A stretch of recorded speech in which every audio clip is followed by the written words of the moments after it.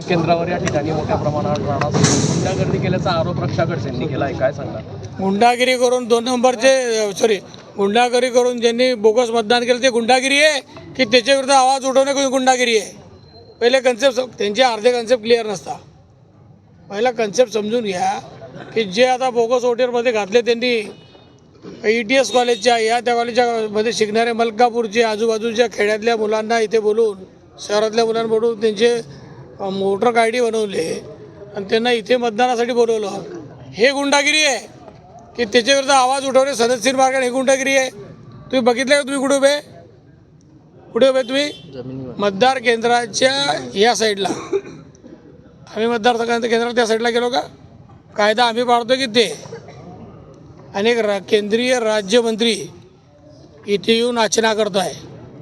गुंडगिरी तुमच्याकडे इतके पद आहे, बोलवा ना पोलिसांना. कोण गुंडगिरी करतो समजू दे कायद्याला.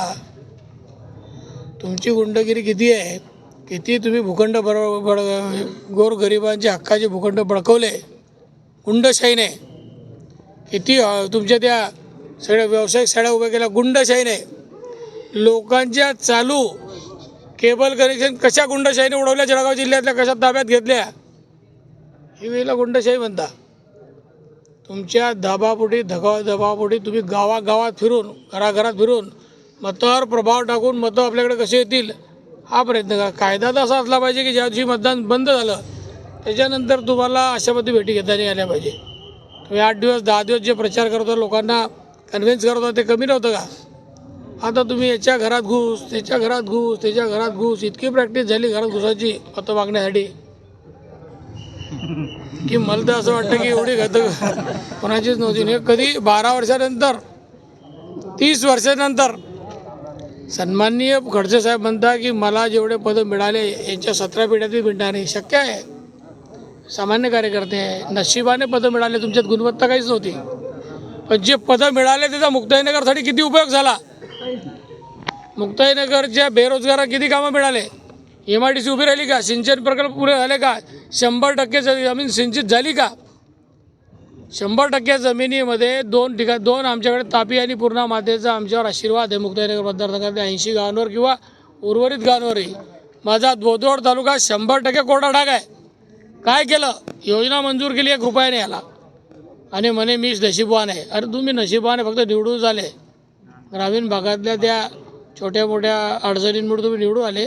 तुमची कुवत नव्हती तरी तुम्ही निवडून आले.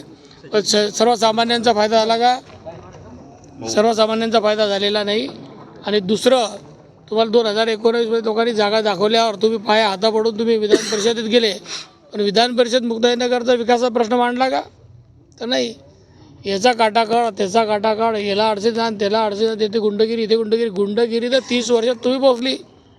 सगळे 2 नंबरचे आश्रयवाले तुम्हाला होते. हाटभट्टी दारू विकून तुम्ही अनेक परिवार बर्बाद केले. अहो तुम्ही कारखाना उघडला, लोकांसाठी कारखाना विकत घेतला आणि कारखान्याचे आज पत्र बी शिल्लक नाही आहे. मुक्ताई सागर कारखान्याचे पत्रही शिल्लक नाही आहे. मी एक विनंती करेन आपल्या लोकांना की मतदारांना जाण्यासाठी जागा करून दे, इकडून जा. डिवाइस बी दादागिरी करता आमच्यावर. मंत्री त्यांच्या बरोबर येतं. सामान्य आमदार बिचारा कोपऱ्यात पडला आहे, कोण त्याच्या मागे नाही आहे.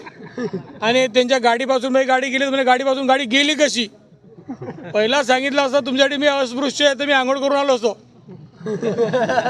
त्यांच्यासाठी आमच्यासारखे लोक अस्पृश्य असं वाटत असतील तर गाडीतून गाडी जाणे बी त्यांना धोकादायक वाटते आहे.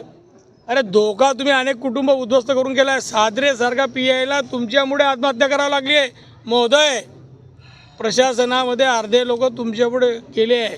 तुमची इतकी कारकीर्द उपद्रव मूल्याची आहे की येणाऱ्या काळात तुम्हाला जागा दाखवतील. भाषण करू का? तर आणखी काही प्रश्न आहे का?